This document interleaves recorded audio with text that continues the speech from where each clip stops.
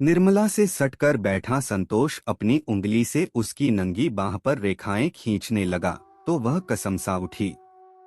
जिंदगी में पहली बार उसने किसी मर्द की इतनी प्यार भरी छुअन महसूस की थी। निर्मला की इच्छा हुई कि संतोष उसे अपनी बाहों में भरकर इतनी जोर से भींचे कि निर्मला के मन की बात समझकर संतोष की आंखों में चमक आ गई। उसके हाथ निर्मला की नंगी बाहों पर फिसलते हुए गले तक पहुंच गए, फिर ब्लाउज से झांकती गोलाइयों तक। तभी बाहर से आवाज सुनाई पड़ी, दीदी चाय बन गई है। संतोष हड़बड़ाकर निर्मला से अलग हो गया, जिसका चेहरा एकदम तमतमा उठा था, लेकिन मजबूरी में वह होंठ काट कर रह गई। नीचे वाले कमरे में छोटी बहन उषा ने नाश्ता लगा रखा था। चाय नाश्ता करने के बाद संतोष ने उठते हुए कहा, अब चलूं? इजाजत है? कल आऊंगा तब खाना खाऊंगा। कोई बढ़िया सी चीज बनाना। आज बहुत जरूरी काम है, इसलिए जाना पड़ेगा। अच्छा 5 मिनट तो रुको, उषा ने बर्तन समेटते हुए कहा। मुझे अपनी एक सहेली से नोट्स लेने हैं, रास्ते में छोड़ देना। मैं बस 5 मिनट में तैयार होकर आती हूँ। उषा थोड़ी देर में कपड़े बदल कर आ गई। संतोष उसे अपनी मोटरसाइकिल पर बैठाकर चला गया। उधर निर्मला कमरे में बिस्तर पर गिर पड़ी और प्यास अधूरी रह जाने से तड़पने लगी। निर्मला की आंखों के आगे एक बार फिर संतोष का चेहरा तैर उठा। उसने झपटकर दरवाजा बंद कर दिया और बिस्तर पर गिरकर मछली की तरह छटपटाने लगी। निर्मला को पहली बार अपनी बहन उषा और मां पर गुस्सा आया। मां चाय नाश्ता बनाने में थोड़ी देर और लगा देती तो उनका क्या बिगड़ जाता। उषा कुछ देर उसे और न बुलाती तो निर्मला को वह सब कुछ जरूर मिल जाता, जिसके लिए वह कब से तरस रही थी। जब पिता की मौत हुई थी तब निर्मला 22 साल की थी। उससे बड़ी कोई और औलाद न होने के चलते बीमार मां और छोटी बहन उषा को पालने की जिम्मेदारी बिना कहे ही उसके कंधे पर आ पड़ी थी। निर्मला को एक प्राइवेट फर्म में अच्छी सी नौकरी भी मिल गई थी। उस समय उषा 10वीं जमात के इम्तिहान दे चुकी थी, लेकिन उसने धीरे धीरे आगे पढ़कर बीए में दाखिला लेते समय निर्मला से कहा था, दीदी माँ की दवा में बड़ा पैसा खर्च हो रहा है, तुम अकेले कितना बोझ उठाओगी? मैं सोच रही हूँ कि 2 से 4 ट्यूशन कर लूँ तो 2 से 3 हजार रुपए बड़े आराम से निकल जाएंगे, जिससे मेरी पढ़ाई के खर्च में मदद हो जाएगी। तुझे पढ़ाई के खर्च की चिंता क्यों हो रही है? मैं कमा रही हूँ न, बस तू पढ़ती जा, निर्मला बोली थी। अब निर्मला 30 साल की होने वाली है। 1 से 2 साल में उषा भी पढ़ लिख कर ससुराल चली जाएगी तो अकेलापन पहाड़ बन जाएगा। लेकिन एक दिन अचानक मौका हाथ आ लगा था तो निर्मला की सोई इच्छाएं अंगड़ाई लेकर जाग उठी थीं। उस दिन दफ्तर में काम निपटाने के बाद सब चले गए थे। निर्मला देर तक बैठी कागजों को चेक करती रही थी। संतोष उसकी मदद कर रहा था। आखिरकार रात के 10 बजे फाइल समेटकर वह उठी तो संतोष ने हंसकर कहा था, इस समय तो ऑटो रिक्शा या टैक्सी भी नहीं मिलेगी, इसलिए मैं आपको मोटरसाइकिल से घर तक छोड़ देता हूँ। निर्मला ने कहा था, ओह एडवांस में शुक्रिया। निर्मला को उसके घर के सामने उतार कर संतोष फिर मोटरसाइकिल स्टार्ट करने लगा तो उसने हाथ बढ़ाकर हैंडल थाम लिया और कहने लगी, ऐसे कैसे जाएंगे? घर तक आए हैं तो कम से कम 1 कप चाय।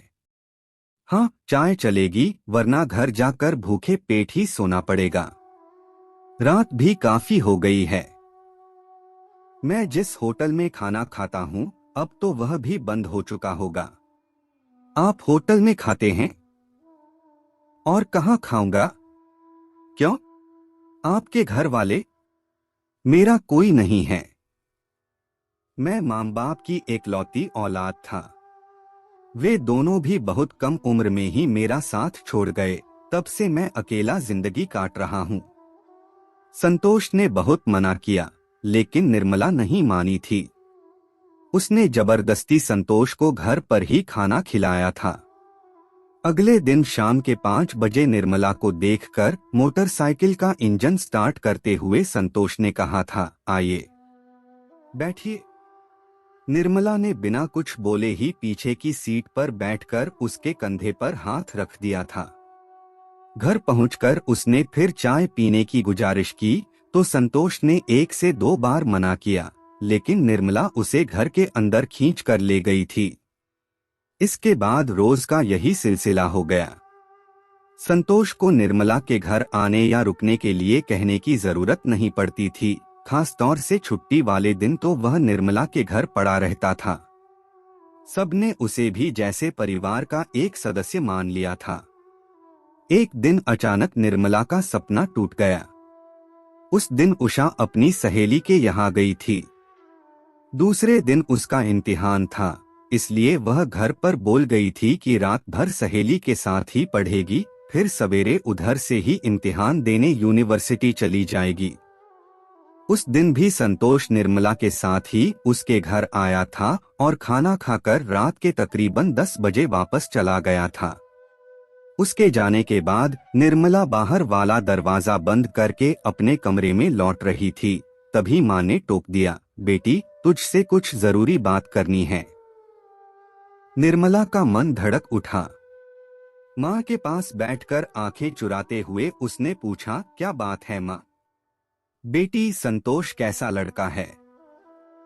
वह तेरे ही दफ्तर में काम करता है। तू तो उसे अच्छी तरह जानती होगी। निर्मला एकाएक कोई जवाब नहीं दे सकी। माँ ने कांपते हाथों से निर्मला का सिर सहलाते हुए कहा, मैं तेरे मन का दुख समझती हूँ बेटी, लेकिन इज्जत से बढ़कर कुछ नहीं होता। अब पानी सिर से ऊपर जा रहा है, इसलिए। निर्मला एकदम तिलमिला उठी। वह घबराकर बोली, ऐसा क्यों कहती हो माँ? क्या तुमने कभी कुछ देखा है? हाँ बेटी देखा है, तभी तो कह रही हूँ। कल जब तू बाजार गई थी तब 2 घड़ी के लिए संतोष आया था। वह उषा के साथ कमरे में था। मैं भी उनके साथ बातचीत करने के लिए वहां पहुंची, लेकिन दरवाजे पर पहुंचते ही मैंने उन दोनों को जिस हालत में देखा। निर्मला चिल्ला पड़ी, माँ, और वह उठकर अपने कमरे की ओर भाग गई। निर्मला के कानों में माँ की बातें गूंज रही थीं। उसे विश्वास नहीं हुआ। माँ को जरूर धोखा हो गया है। ऐसा कभी नहीं हो सकता, लेकिन यही हो रहा था। अगले दिन निर्मला दफ्तर गई जरूर, लेकिन उसका किसी काम में मन नहीं लगा। थोड़ी देर बाद ही वह सीट से उठी। उसे जाते देख संतोष ने पूछा, क्या हुआ? तबीयत ठीक नहीं है क्या? निर्मला ने भर्राई आवाज में कहा, मेरी एक खास सहेली बीमार है। मैं उसे ही देखने जा रही हूँ। कितनी देर में लौटोगी? मैं उधर से ही घर चली जाऊंगी।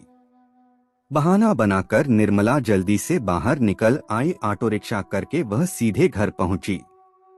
माँ दवा खाकर सो रही थीं। उषा शायद अपने कमरे में पढ़ाई कर रही थी। बाहर का दरवाजा अंदर से बंद नहीं था। इस लापरवाही पर उसे गुस्सा तो आया, लेकिन बिना कुछ बोले चुपचाप दरवाजा बंद करके वह ऊपर अपने कमरे में चली गई। इसके आधे घंटे बाद ही बाहर मोटरसाइकिल के रुकने की आवाज सुनाई पड़ी। निर्मला को समझते देर नहीं लगी कि जरूर संतोष आया होगा। निर्मला कब तक अपने को रोकती? आखिर नहीं रहा गया तो वह दबे पैर सीढ़ियां उतरकर नीचे पहुंची। माँ सो रही थीं। वह बिना आहट किए उषा के कमरे के सामने जाकर खड़ी हो गई और दरवाजे की एक दरार से आंख सटाकर झांकने लगी। भीतर संतोष और उषा दोनों एक दूसरे में डूबे हुए थे। उषा ने इठलाते हुए कहा, छोड़ो मुझे। कभी तो इतना प्यार दिखाते हो और कभी ऐसे बन जाते हो जैसे मुझे पहचानते नहीं। संतोष ने उषा को प्यार जताते हुए कहा, वह तो तुम्हारी दीदी के सामने मुझे दिखावा करना पड़ता है। उषा ने हंसकर कहा, बेचारी दीदी कितनी सीधी हैं। सोचती होंगी कि तुम उनके पीछे दीवाने हो। संतोष उषा को प्यार करता हुआ बोला, दीवाना तो हूँ, लेकिन उनका नहीं, तुम्हारा। कुछ पल के बाद वे दोनों वासना के सागर में डूबने उतराने लगे। निर्मला होठों पर दांत गड़ाए अंदर का नजारा देखती रही। फिर एकाएक उसकी आंखों में बदले की भावना कौंध उठी। उसने दरवाजा थपथपाते हुए पूछा, संतोष आए हैं क्या? चाय बनाने जा रही हूँ। संतोष उठने को हुआ तो उषा ने उसे भींच लिया। रुको संतोष, तुम्हें मेरी कसम। पागल हो गई हो? दरवाजे पर तुम्हारी दीदी खड़ी हैं। और संतोष जबरदस्ती उठकर कपड़े पहनने लगा।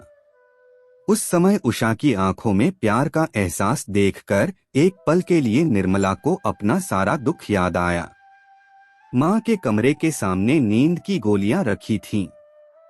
उन्हें समेटकर निर्मला रसोई घर में चली गई। चाय छानने के बाद वह एक कप में ढेर सारी नींद की गोलियां डालकर चम्मच से हिलाती रही, फिर ट्रे में उठाए हुए बाहर निकल आई।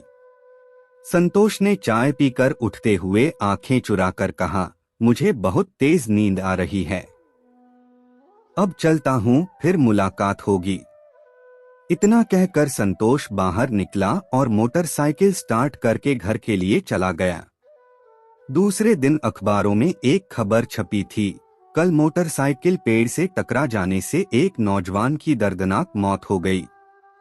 उसकी जेब में मिले पहचान पत्रों से पता चला कि संतोष नाम का वह नौजवान एक प्राइवेट कंपनी में काम करता था।